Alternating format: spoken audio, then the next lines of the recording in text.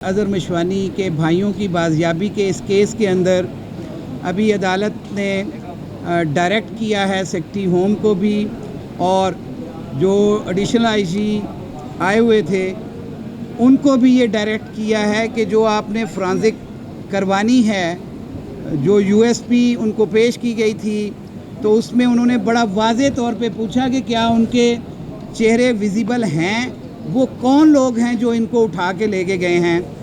ये शरीफ शहरी जो हैं, अगर इनको घरों से उठाया जाता रहेगा तो फिर इस मुल्क में जंगल का कानून होगा। जब जज साहब ने कहा कि ज़रा रिपोर्ट प्रॉपरली दीजिएगा कि रिपोर्ट क्योंकि बदल जाती हैं अक्सर व पेशतर, तो फिर इसके ऊपर जज साहब ने कहा कि लेट देम डू इट। इसमें एक बहुत बड़ा मैसेज था और जज साहब ने बड़ा वाज़े तौर पे कहा है कि ये जो स्टांस होता है कि जी मेरे पास नहीं है, जी हमें नहीं पता, ये पता नहीं किसके पास है, इस बात को अपने जहन नशीन कर लें कि you have to produce the corpus before this court, और अगर आप पेश नहीं करेंगे तो फिर उसके कॉन्सिक्वेंसेस भी वही होंगे। इससे पहले भी आपने देखा कि अज़हर मशवानी के भाइयों को उठाया गया था, एक भाई को उठाया, फिर हमने 145 दिनों के बाद उनको रिकवर करवाया।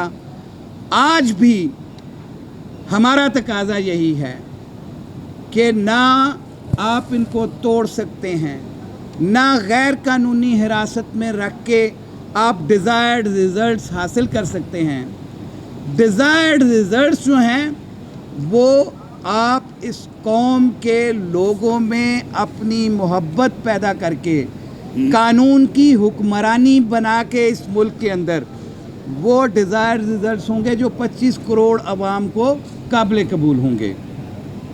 आज बड़ा सख्ती से जज साहब ने कहा कि इस वीडियो को फोरेंसिक किया जाए और शॉर्टेस्ट पीरियड में इसकी रिपोर्ट भी कोर्ट में सबमिट की जाए। उसके साथ साथ ये भी डायरेक्ट किया कि उन्हें कोर्ट में पेश किया जाए। इसके साथ साथ ये भी कहा कि अगर किसी ने आज एक रिपोर्ट दी है, आप देखें हमने एक एप्लीकेशन दी है इस केस के अंदर, थाने में हमारे कहने पे पर्चा दर्ज नहीं किया जा रहा, एक एएसआई की मुद्दत में एक पर्चा दर्ज करके ला के रखा जाता है कोर्ट के सामने, जिसको कोर्ट ने स्ट्रेट अवे कबूल करने से इनकार कर दिया कि इस तरह के मामलात में इस तरह की एफआईआर आप दे के ले आते हैं, ये काबिल कबूल नहीं है। इनको कोर्ट में पेश करना है। कुछ डॉक्यूमेंट्स जो थे हमने अदालत में पेश किए थे, उन्होंने कहा है कि इन कागजात को आप उसके साथ लगाएं।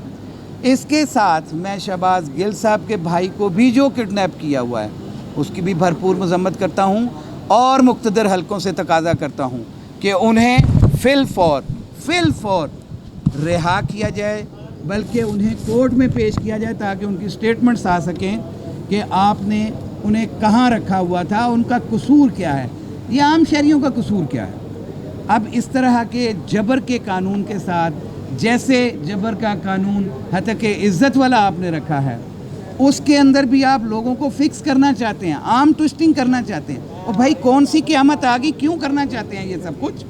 कवानीन सारे मौजूद हैं। हत्या के इज़्ज़त वाला कानून आइन के और अगले प्रमलगेटेड कवानीन के भी ख़िलाफ़ है। ये इसके ऊपर भी हम पिटीशन फ़ाइल करने जा रहे हैं, ऑलरेडी भी पिटीशन फ़ाइल हुई है।